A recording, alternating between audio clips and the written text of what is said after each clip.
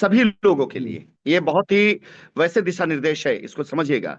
आप में से उन्हीं लोगों का भी चुना जाएगा जिनका पैसा कंपनी के बैंक अकाउंट में आया होगा, और वही पैसा चुना जाएगा। क्यों? जी क्योंकि हम इस आवेदन को लेकर कोर्ट में देंगे, कोर्ट उसे वेरीफाई जी करेगी, और अगर बाय द वे जी पैसा कंपनी में आया है, एंट्री मिलती है, तभी उसका हमें जी अप्रूवल परमिशन मिलेगा। और अगर इन केस जी पैसा कंपनी अकाउंट में नहीं आया है, किसी एसोसिएट अकाउंट में गया और हम ये करते हैं, तो इलीगल कहलाएगा। लोग ये कहेंगे कंपनी अपनी पार्टी खड़ा करके उसके नाम जमीन दे रही है, लाइबिलिटी उतारने के नाम पर।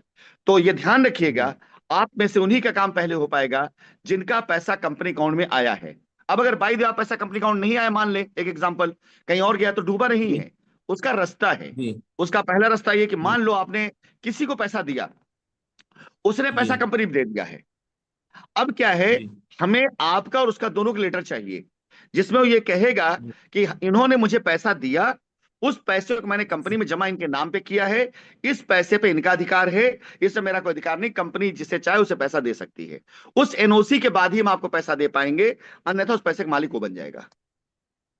सर कुछ कह रहे हैं? जो हम सर जो मैंने पैसा दिया है, सबकी रसीद हम्म। मेरे पास है। कंपनी में ही तो जमा हुआ है, तभी रसीद तो मैटर रसीद नहीं मिली है करता सर। है, आपका पैसा आपके अकाउंट से हमारे अकाउंट में आया है, जी नहीं, कुछ खत्म बात। तो कुछ उन्हीं के से गया कुछ है। कुछ उनके नहीं माध्यम देखिए, जैसे फिर उनको वो, दिया गया। प्लीज प्लीज आप डिरेल ना करें, ना हो तब सब समझे। रसीद होना एक अलग बात हो गई। रसीद क्या होता है? रसीद इंस्ट्रूमेंट प्राप्ति का जरिया होता है। आपने चेक दिया, हमने रसीद दे दी, जी कल को चेक बाउंस हो गई तो रसीद लिखा तो नहीं होता ना कि चेक बाउंस है, पहली चीज। आपने किसी और में, तो रसीद जो होता है, एक रसीद यानी पावती होती है, वो at the time of registry उसे वेरीफाई किया जाता है।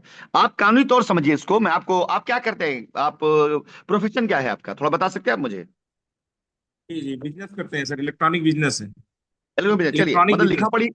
लिखा पढ़ी मामले में तो है ना, बैलेंस शीट वगैरह तो बनाते हैं ना आप, सब करते हैं ना आप। जी फाइनेंशियल ईयर जब जी क्लोजिंग करते होंगे तो आपकी बैलेंस शीट में in out profit and loss आप वही लिखते होंगे जो लिया जी और दिया गया है, वही लिखते होंगे आप। जी अब यहां जी पर आपको समझाने के तौर से बताऊं, हमारे पर चल रहा है मुकदमा।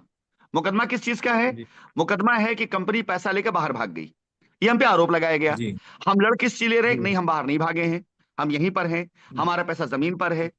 अब हम पे मुकदमा करने जी लोग कौन है? वो लोग हैं जिन्होंने कस्टमर से पैसा लेकर के अपने पास रख लिया और कंपनी फंसा दिया।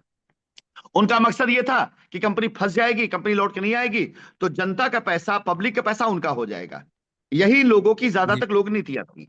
इनमें सब लोग ऐसे नहीं थे, इनमें कुछ लोग ऐसे थे जिन्होंने कंपनी पैसा दिया भी।